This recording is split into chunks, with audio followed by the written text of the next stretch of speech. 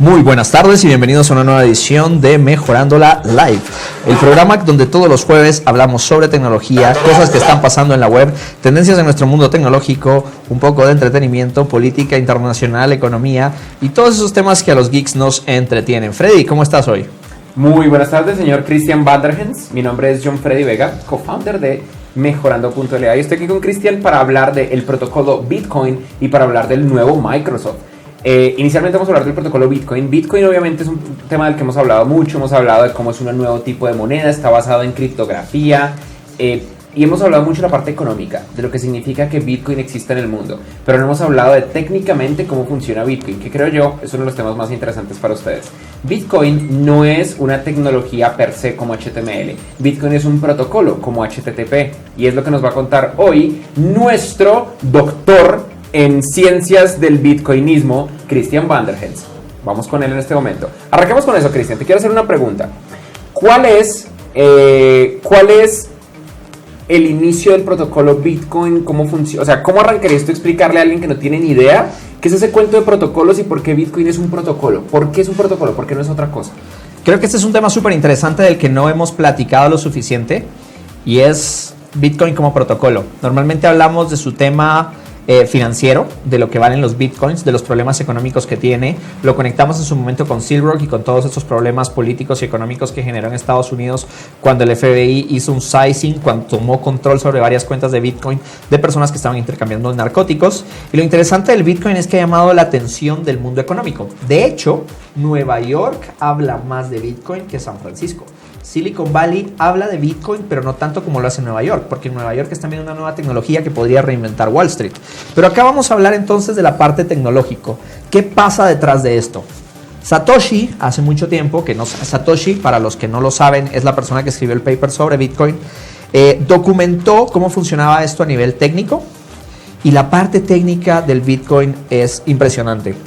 Para empezar, Bitcoin resuelve el problema bizantino, de acuerdo, esto lo aprendí gracias a Chris Anderson, que también fundó Netscape, y es súper interesante ver cómo él está tan interesado en el tema de Bitcoin, porque él fue el que le dio un hogar, le dio una cara física a lo que fue el protocolo HTTP, en general, el protocolo de Internet con el cual transmitimos información.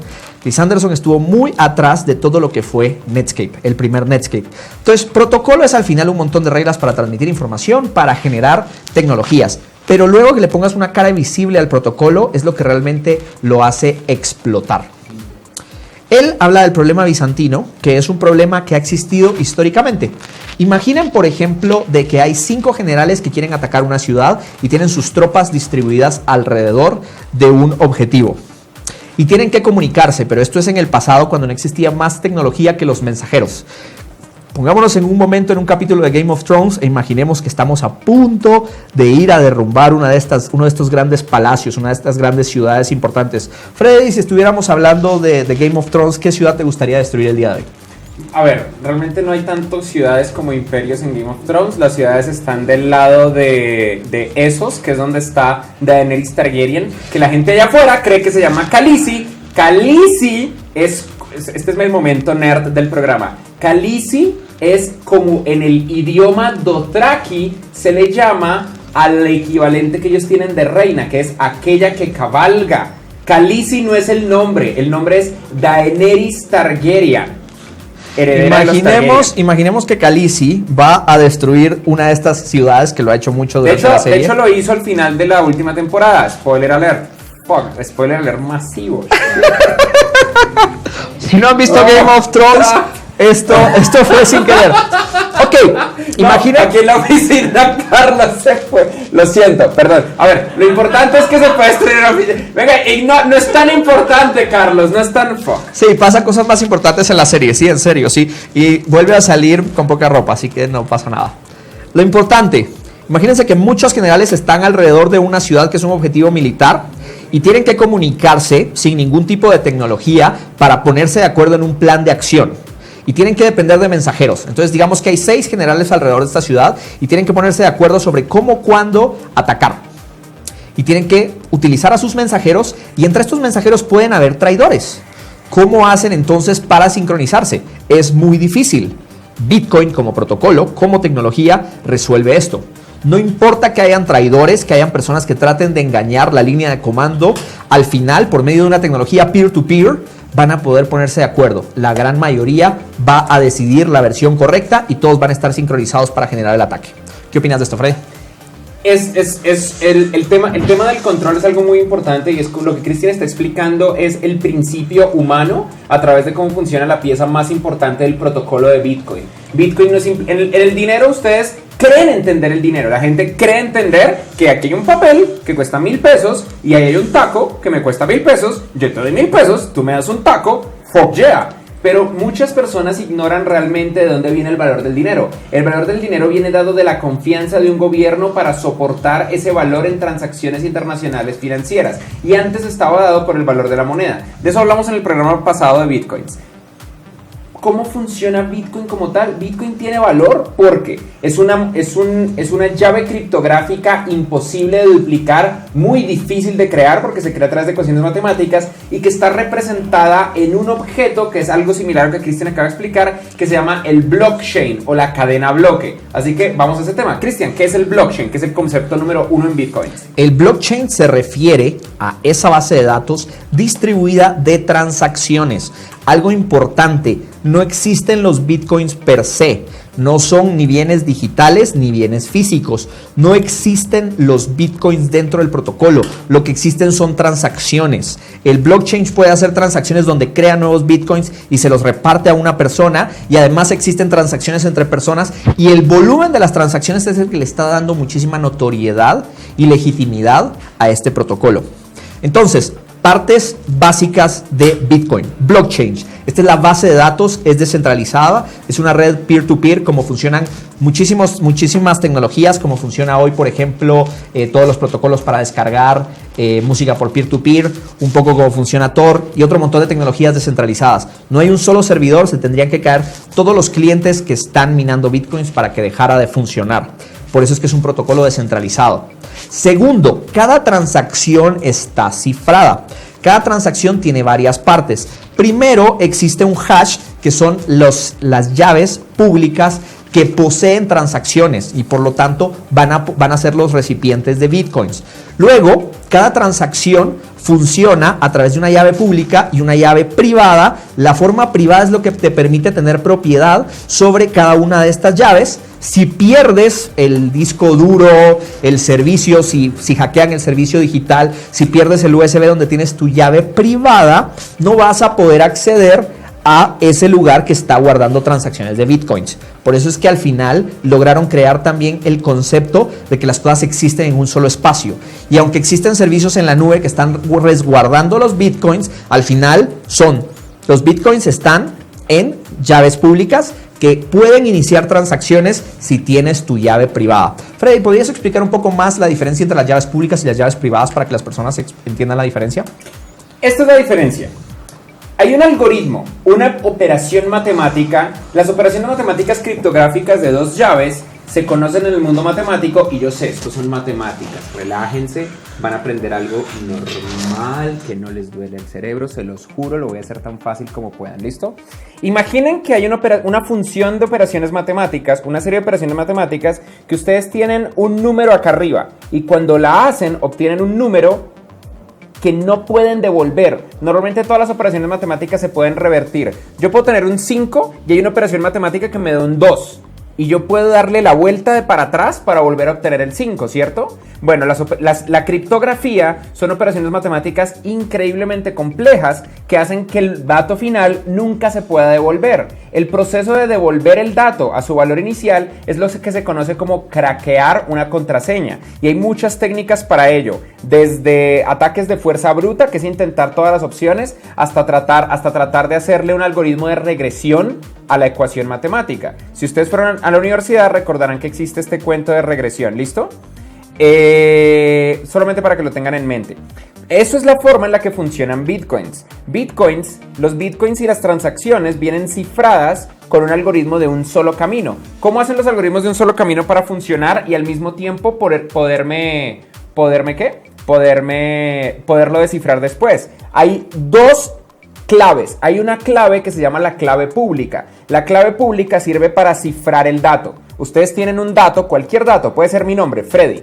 Con la clave pública mía, yo cifro la palabra Freddy y queda un número indescifrable. Luego, con la clave privada, que solo la sé yo, lo descifro. ¿Eso qué significa? Que yo le puedo compartir a todo el mundo mi clave pública para que las personas que se quieran contactar conmigo cifren sus datos con esa clave pública y solo yo pueda leer el resultado. Eso es uno de los avances matemáticos más grandes de la historia y ocurrió gracias a la Segunda Guerra Mundial. Los algoritmos de un solo camino. Y por cierto, la gran noticia de la NSA es que ellos pueden craquear la mayoría de esos algoritmos. No todos, pero la mayoría. Bitcoin está basado en eso, en un algoritmo de clave pública y de clave privada. Y con esto han aprendido criptografía en Mejorándola. Sigamos con el protocolo Bitcoin, con el economista del Banco Internacional de Dogecoins, Christian Vanderhans. Algo importante. Las direcciones de Bitcoin, que son las que van a guardar las transacciones, tienen un valor de 512 bits, son gigantescos. Pero a pesar de que ya están encriptadas, vuelven a pasar por otro proceso de criptografía y al final, gracias a SHA-256, obtenemos una llave que solo tiene 160 bytes. Esto es finalmente lo que nosotros vamos a compartir. Entonces, partes que ya vamos avanzando. Blockchain, la base de datos descentralizada, transacciones que van sucediendo dentro de las diferentes personas que trabajan con el cliente Bitcoin y con toda esta red de pares, ¿ok? Entonces ya van un par de conceptos súper interesantes. Ahora, las transacciones tienen que quedar impregnadas en este blockchain, en esta base de datos descentralizada. Uno se conecta a la red de pares y dice, oiga, quiero mandar un Bitcoin a esta dirección que le pertenece a Freddy o a quien sea. Realmente no están conectadas a un nombre de usuario. El que tenga la llave privada es el dueño de esta información. Entonces yo mando a la red de pares esta información, yo mando la transacción y entre todos van acumulando las transacciones. Y existe el concepto de minar. Minar no es más que tener un montón de poder de computación para estar minando todas estas transacciones y aproximadamente cada 10 minutos, dependiendo del poder de toda la comunidad que está minando bitcoins, se genera un nuevo pedazo del blockchain. El blockchain crece cada 10 minutos en promedio, de 8 a 10 minutos, dependiendo de lo complicados que sean las transacciones. Estas transacciones matemáticas son complicadas simplemente para que sea muy difícil que alguien trate de romper el sistema. En el momento hay más poder protegiendo Bitcoin que poder tratando de molestarlo, incluso con los altos valores de conversión que tienen los Bitcoins. Entonces, cada 10 minutos se mina un pedazo del blockchain, se reciben todas las transacciones que han estado circulando dentro de la red de pares y finalmente se agrega un pedazo de blockchain. Si ahorita envío una transacción hacia Bitcoin, tengo que esperar unos minutos a que ese bloque sea creado y esa transacción sea validado. Se confirme que esto ya está. Y el blockchain es escribir en piedra, aunque esté descentralizado. Eso ya queda ahí para todos los demás y nuevamente se vuelve a circular la información entre toda la red. Lo interesante del blockchain es que para motivar a que las personas participen, hoy en día el minero que logre minar el siguiente pedazo de blockchain va a recibir una compensación económica. En el caso del Bitcoin son 25 Bitcoins más los fees por transacciones que estén generando diferentes clientes de Bitcoin. ¿Por qué dan un fee? Porque eventualmente ya no se van a poder crear más Bitcoins. Eventualmente el protocolo tiene un límite y simplemente va a tener que vivir del costo de las transacciones. Este costo se va a elevar conforme se vayan acabando los Bitcoins. En el caso del Dogecoin, hoy también les voy a hablar un poco de Dogecoin también desde el lado de protocolo, se pagan 500,000 Dogecoins. Lo interesante y la gran diferencia entre Dogecoin y Bitcoin, aparte de que uno nace de un meme y el otro nace de gente un poquito más seria, es que Dogecoin tiene muchísimos más dígitos. Está generando muchísimas más monedas para que no nos pongamos a trabajar con centavos como pasa con el caso de Bitcoin. Y esos centavos se llaman satoshis. Entonces, blockchain, red de pares descentralizada, transacciones y minamos esas transacciones para crear un nuevo pedazo del blockchain. Y así es como funciona. El blockchain es público, así que en cualquier momento se pueden validar si estas transacciones fueron realizadas. Se puede entender también dónde está el pedazo de blockchain anterior al que estás investigando y también se puede ver información de las diferentes wallets públicas que están allá afuera. Esto no significa que sabemos quién es el dueño de estas wallets públicas y solo las personas con la llave privada pueden utilizar estas llaves públicas para hacer nuevas transacciones. Eso, señores, es el protocolo Bitcoin. Eso es un protocolo nuevo, diferente, que puede resolver un sinfín de problemas que existen hoy en día. Así como HTTP vino a resolver y generó todo un sistema, generó la internet actual, gracias a que luego vinieron los navegadores, Bitcoin como protocolo tiene muchísimos usos. Y ahora lo que estamos esperando es ver quiénes van a crear las mejores iniciativas y los mejores clientes para vivir dentro del blockchain.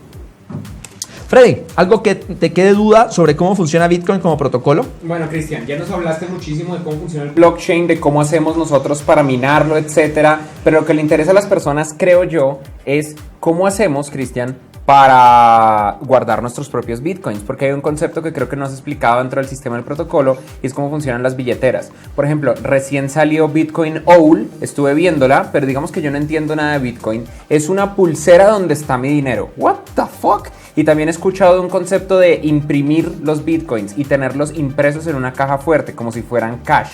¿Cómo funciona todo ese cuento de tener los bitcoins aislados? Ok. Vamos a empezar porque cada billetera, tú puedes crear una nueva billetera y para esto generas una llave que va a ser pública y ahí tú puedes depositar transacciones que equivaldrían a bitcoins. Y obviamente estas billeteras pueden funcionar en servicios descentralizados en la nube como es Coinbase, que es una de las empresas más grandes que ha crecido últimamente. MrBox y otros también ofrecen sus diferentes wallets. Puede haber software en tu teléfono o en tu computadora donde tienes el wallet, donde tienes esta dirección y además un cliente que se va a conectar a la red Bitcoin y va a poder iniciar o leer transacciones para estar actualizado. Va a poder hacer consultas hacia el blockchain que es descentralizado para actualizarse.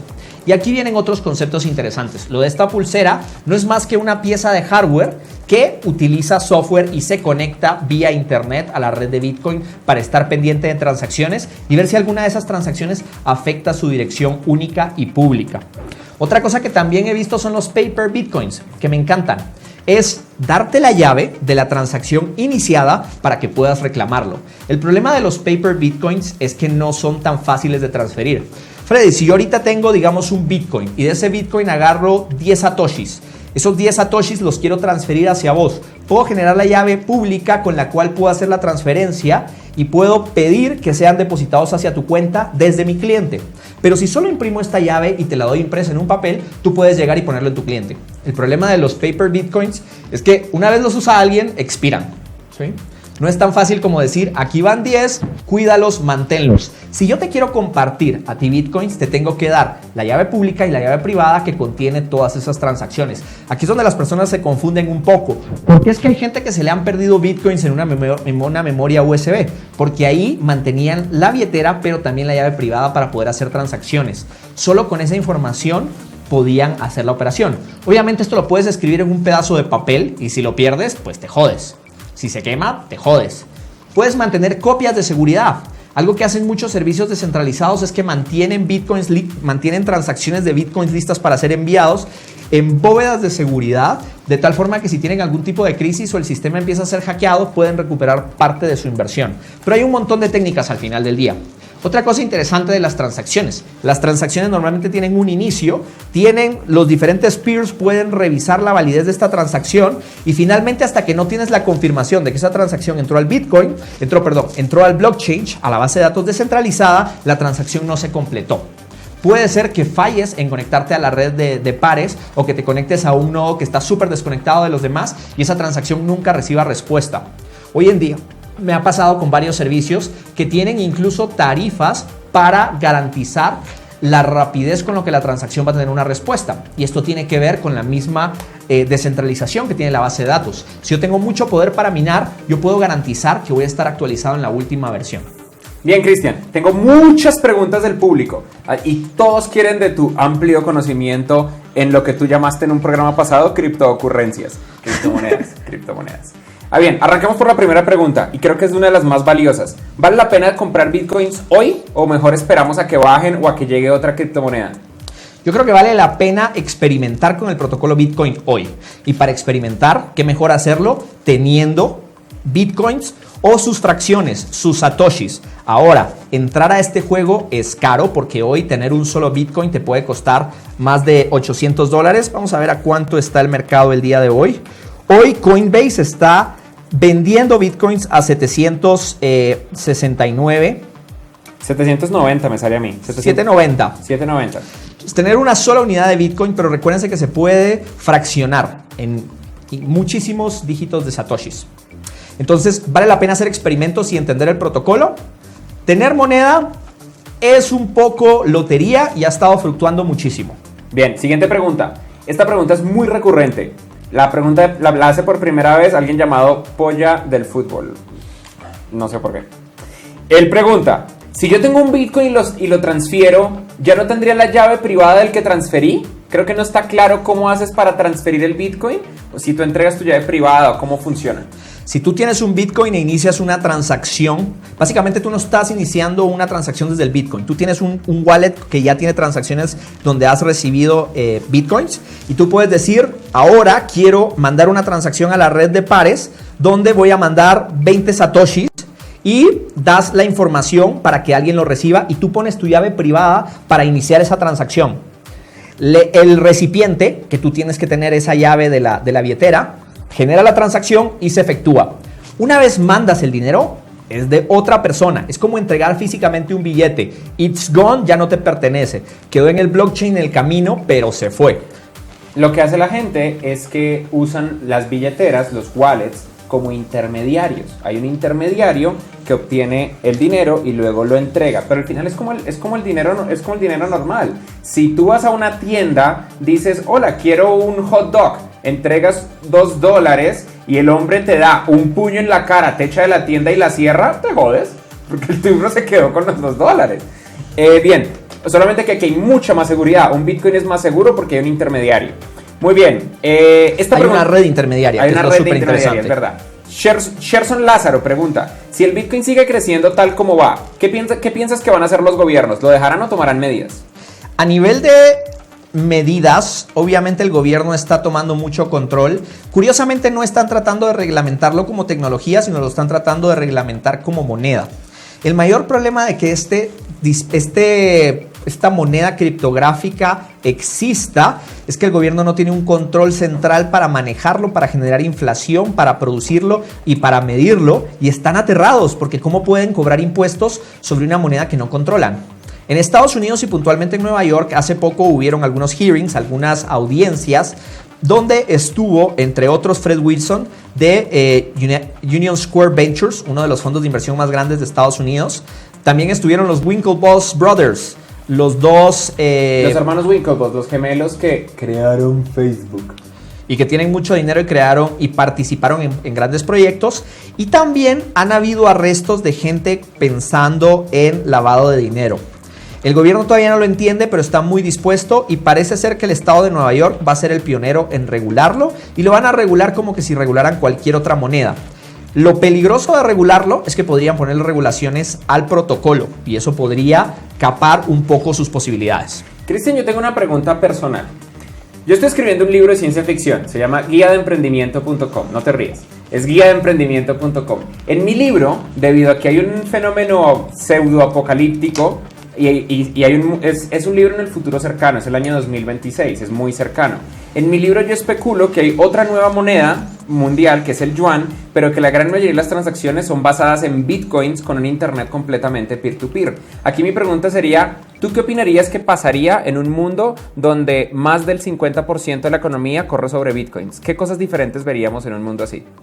Primero, políticamente no estaríamos tan descentralizados en un montón de naciones, sino que empezaríamos a tener un poquito más de homogeneidad. Pero por otro lado, yo creo que las grandes naciones y los grandes proveedores van a luchar contra esto. Los bancos en Estados Unidos están asustados de las empresas que hacen transacciones y que están utilizando bitcoins y les están cerrando las cuentas. PayPal anunció recientemente de que negocios que utilicen bitcoins les van a cerrar la cuenta de PayPal. ¿Y por qué? Porque los costos de transacción son mucho más bajos. Pero además el protocolo es mucho más instantáneo. Se dan cuenta que obtienen realmente respuesta a si la transacción funcionó en 10 minutos o incluso menos, si le ponemos más fuerza o si mejoramos el protocolo. Entonces todo este tipo de cosas empiezan a haber algunos problemas. Y Freddy, acá quería llegar a un punto extra que es importante mencionar en este programa. Es el protocolo Bitcoin. Pero ¿por qué es tan fascinante? Porque podemos hacer un montón de criptomonedas, de hecho lo han hecho. De Bitcoin salió Litecoin, Dogecoin, Namecoin, un montón de cosas. Lo interesante del protocolo es que empecemos a utilizar todas estas nuevas tecnologías y esta nueva forma de pensar para crear el futuro de los servicios electrónicos. Imagínense que las certificaciones digitales o las identificaciones de tu país sean basadas en un protocolo descentralizado como Bitcoin. Imagínate que tu país, que hoy venga Colombia, por ejemplo, México, Argentina, Chile, España, y diga los carnets de identificación van a ir pegados a los Bitcoins. El gobierno va a comprar 20 Bitcoins, los va a dividir en el número de satoshis que equivalga a los millones de personas que hay en este país, con una reserva pensando en el crecimiento económico, y cada ciudadano de un país va a tener una llave pública que va a ser su número de identificación. Cada vez que él quiera hacer algún tipo de transacciones hacia afuera, tiene que utilizar su llave privada. Obviamente, hacemos esto en un país de Latinoamérica y nada, golpe de estado y nos vamos todos al carajo porque sería muy difícil de entender. Pero imagínense que esa fuera la tecnología detrás del sistema de identificación de un país y que creemos interfaces y servicios que puedan hacer que los ciudadanos expliquen esto. Imagínense que las transacciones para vehículos, se está hablando en Estados Unidos que ahora quieren que los vehículos se compartan información de coordenadas GPS hacia el gobierno para evitar accidentes. Pero imagínense que todas estas transacciones pasen dentro de un blockchain. Entonces, Estados Unidos no necesita tener servidores grandes para almacenar esta información, sino los mismos autos crean un protocolo descentralizado que maneja todas estas transacciones y toda esta información. Entonces, lo interesante es que empiezas a repartir la fuerza de computación dentro de una gran red y todos crean una mega base de datos descentralizada. Piensen en transacciones bancarias, en transacciones médicas. Piensen en cómo podrían organizar la quiniela de la escuela. ¿Cómo podrían incluso con los títulos universitarios, que los títulos universitarios de todo el mundo sean parte de un blockchain descentralizado manejado por todas las universidades y todo el que se quiera apuntar? Y donde en base a ciertas transacciones se va creando el blockchain universitario de títulos. Y nuevamente, esto puede ser como tecnología imitando lo que ya está de Bitcoin, o podemos comprar cierta cantidad de Bitcoins, hacer una base de datos y en base a eso generar transacciones pegado al protocolo de Bitcoin. Cristian, discúlpame que te interrumpa, pero tenemos una noticia de última hora. Bitcoin acaba de ser baneado en Rusia al 100%.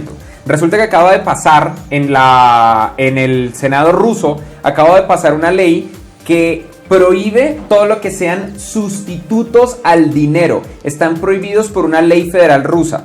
Es una ley que digamos que podría tener sentido en el mundo antes de las criptomonedas, pero ahora ya no tiene el menor sentido. Acaba de ocurrir hace menos de 5 minutos.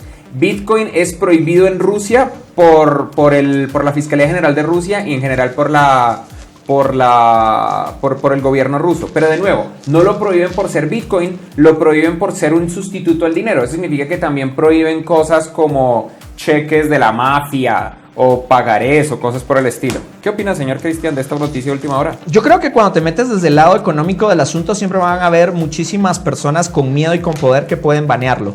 Pero piensen como protocolo, tal vez Bitcoin va a estar baneado en Rusia como moneda, pero ¿qué pasa si utilizo esto y lo uso para llevar el puntaje de las Olimpiadas de invierno? ¡Putin! Que cada vez que haya un resultado en alguno de los Juegos Olímpicos de invierno, esto alimente una base de datos descentralizada del mundo, etc. Pensemos en tecnología, pensemos cómo puedes descentralizar tu base de datos utilizando el concepto de blockchain. Y creo que aquí es donde vamos a empezar a ver muchísimos usos. Piensen en comunicación descentralizada. Hoy cada mensaje que mandas a través de un WhatsApp, a través de un Facebook, un mail, etcétera, está hasta cierto punto un poco descentralizado en servidores, pero bajo una sola empresa. Imagínense el futuro de las mensajerías, que son transacciones que funcionan con llaves públicas y privadas encriptadas en todo tipo de servidores descentralizados donde todos somos partes y donde hay más privacidad de información, por ejemplo. Entonces, yo creo que Bitcoin le va a dar mucha base a todas estas tecnologías y hacia allá es a donde quiero apuntar. Hoy quería que pensáramos en protocolo Bitcoin sobre cómo nosotros como programadores podemos crear las aplicaciones del futuro pensando en bases de datos descentralizadas, pensando en minar, pensando en criptográficamente corregir muchas transacciones. Esto tiene un costo. Tiene un costo hoy en día en electricidad, minar es caro. Entonces, si solo duplicamos el protocolo tal cual, estaremos en problemas. Bitcoin es software libre. Encuentran todo el código del protocolo Bitcoin en GitHub Y ahí además se están generando muchas de las discusiones sobre el futuro. Tiene varios problemas. Hoy para minar el blockchain te lo tienes que bajar todito y el blockchain ya es muy grande. Entonces minar ahora requiere también mucho disco duro para poder trabajar en transacciones. Han habido propuestas de que solo tengamos que minar el último pedazo y no tengas que bajar todo el historial. Pero esto es como se va mejorando el protocolo y es parte de lo que me encanta. Bien, irónicamente, después de la noticia de Rusia, el Bitcoin empezó a subir de precio. Me imagino que es porque muchas personas están tratando de cambiar el Bitcoin a dólares antes de que la mayoría del mercado se entere del baneo en Rusia. Así que puede que suba un poquitico y luego va a bajar de manera natural, luego se va a volver a estabilizar. Yo no lo veo como algo grave. No, mentiras, acabo de bajar. Shit, estúpido mercado cambiario. Ahora el Bitcoin está a 787.5. Acaba de bajar $3. Quiero mencionarles dos cosas. Muchas personas preguntan, ¿pero cuánto vale un Bitcoin? Un Bitcoin en este instante, al instante en el que estamos transmitiendo esto en vivo, vale $788.9 ahora. Encuentran el dato de cuánto vale en preev.com. preev.com. Número 2, todo el mundo dice, ¿cómo mino Bitcoins? No puedes. Si me lo estás preguntando es porque no puedes. Solamente las personas que llevan como hace 5 años en el proceso de minar Bitcoins, el día de hoy son capaces de minar un Bitcoin. Necesitas una granja, un data center de dispositivos especializados en minar Bitcoins. Y necesitas tener un apalancamiento brutal. Si no estás dispuesto a empezar a gastar $10,000 en minar Bitcoins, no vas a obtener nada que valga la pena. Aquí un par de puntos con el tema de minar. Más que necesitar todo ese poder, tienes que conectarte con las grandes redes. Porque solo la persona que mina el próximo bloque obtiene los 25 Bitcoins de premio más los fees. Eso significa que si tú no fuiste, perdiste tu tiempo. Pero si tú participas con una red donde varios están minando, lo que gane todo el club, toda la granja al final del día se reparte equitativamente entre todos los miembros. Entonces hoy lo que existen son más que todo redes. Y también hay servicios en la nube de servidores que están minando y tú puedes comprar tiempo de máquina de minar y se puede generar un poco de dinero. Pero hoy meterte al mundo de minar sin estudiar mucho es que posiblemente vas a perder parte de tu dinero. También con el costo. El Bitcoin va a depender muchísimo su valor de a cuánto está dispuesto la gente de vender. En Estados Unidos aproximadamente son $790 hoy en día. En Colombia depende de qué personas tienen Bitcoins, por ejemplo, y te los quieren cambiar a moneda local. Yo tengo unos cuantos Bitcoins y hoy si los cambiara en efectivo, no sé, quisiera 2 millones de pesos. ¿Ese es el valor? No, si nadie más lo ofrece, al final es oferta y demanda. Es quién está dispuesto a hacer la transacción y así fue como empezó. En Canadá tuve la oportunidad de conocer hace poco a uno de los organizadores de la Bitcoin Foundation, de las meetups de Bitcoin en Canadá, y dicen que iban a Starbucks, mucha gente con Bitcoins en sus celulares y los cambiaban por Canadian dollars, por dólares canadienses en el acto. Y hay cajeros, hay transacciones, etc. Así es como esto funciona. Una última pregunta, Cristian, antes de cerrar el tema de Bitcoin y pasar al tema del nuevo Microsoft. ¿Tú crees, Cristian, que hay que tener en mente obviamente lo positivo con lo negativo? Bitcoin es una moneda extremadamente legítima que la gente está cambiando por dinero real, con la que yo me puedo comprar ya mismo un Tesla Model S o lo que sea, un carro, una casa, que ya ha ocurrido. Pero al mismo tiempo es una moneda a la que los bancos, y en especial los bancos gringos, le tienen un miedo gigante, a la que PayPal le tiene miedo. Apple borró la aplicación más importante de Bitcoin, blockchain, del App Store, y ahora Rusia banea cualquier otra moneda alternativa, incluyendo Bitcoin. En el muy corto plazo, pensemos de aquí al 2016, ¿tú ves a Bitcoin como una moneda legítima? Y pues, a ver, igual es un poco irónico, porque Dogecoin, que es una moneda chiste, ya se legitimizó. Pero, ¿tú qué opinas de Bitcoin? ¿Qué tan legítimo es? ¿Qué tan apuesta es? ¿Y cómo lo compararías a una moneda altamente volátil como el bolívar o el peso argentino? Yo creo que Bitcoin, estas monedas son volátiles, pero son legítimas porque hay un gobierno con ejércitos que las va a amparar.